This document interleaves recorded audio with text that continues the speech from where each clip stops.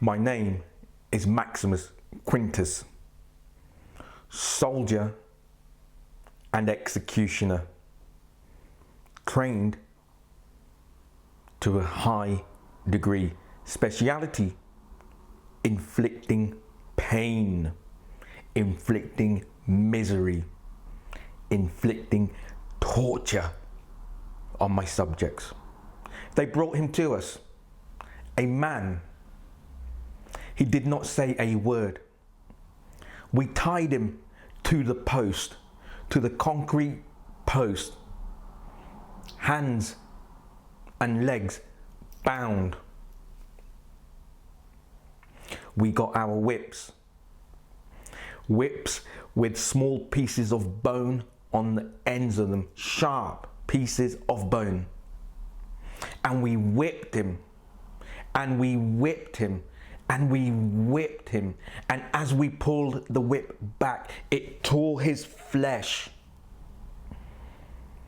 The whip circled around his face, digging into his face, tearing his flesh from his face, around his body, tearing the flesh from his body, from his upper body, from his chest, from his shoulders. And we whipped him, and we whipped him, and we whipped him, and he did not utter a word.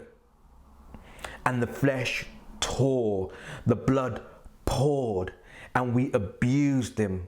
We called him names. And what was his crime? We did not care, but they said he was the Son of God. They said he went against the Jewish religious establishment. They said that he had done miracles, that he opened the eyes of the blind, that he cast out demons, and that he made the deaf to hear, that he made the dead to rise up. That is what they told us, but we did not care. And so we whipped him, and we hit him, and we abused him. And then we tore out the beard from his face, and the blood poured, and the bruises came. We did not care. We loved it. We loved it. We engrossed ourselves in that torture. And what was his crime? He fed the hungry. He made the lame to walk. We did not care. We did not care. And we tortured him, and we tortured him, and his back was torn, his front was torn, his legs were torn from the whipping. And he bled, and he bled, and he bled. And the ones who were looking on with us, they laughed, they laughed, they laughed. They were engrossed. They were engrossed. They loved every second of it. And then we found a crown of thorns. Thorns as long as 2 inches. And we placed it on his bruised head. And we pushed it down, and the thorns went into his head, into his skull, piercing him. And he bled, and he bled, and he bled, and he did not say a word. He did not say a word, and we loved every minute of it. We abused him. We called him names. We said to him, "You are supposed to be the Son of God. Save yourself. You are supposed to be the miracle maker, the man who causes dead to rise, the man who made the lame to walk, the man who opened the blind eyes. Save yourself." And he did not say a word. And we whipped him more. We whipped him more, and we loved every second of it. And he bled, and he bled, and he bled. Then we made him carry the wooden cross right up to the hill. And as he carried it, his body was giving way. But we whipped him, and we kicked him, and we thumped him, and we told him, get up, carry the cross, carry the cross. carried the cross right up to the very top of the hill. And when we got to the top of the hill, he dropped to the floor. And so we dragged his bruised and his battered body, and we placed it on the cross, and we stretched out his arms, and we pulled his arms to the very edges of the cross, and we got the nails, the 6-inch nails, and we hammered them into his hands, inflicting as much pain as we possibly could, for that was our speciality. And we got the nails and we placed them in his feet, and we hammered them in his feet, and we laughed and we mocked as we did that. We said, save yourself, save yourself. You're supposed to be the savior, save yourself. And he did not utter a word. He did not say anything. He kept quiet. He kept quiet.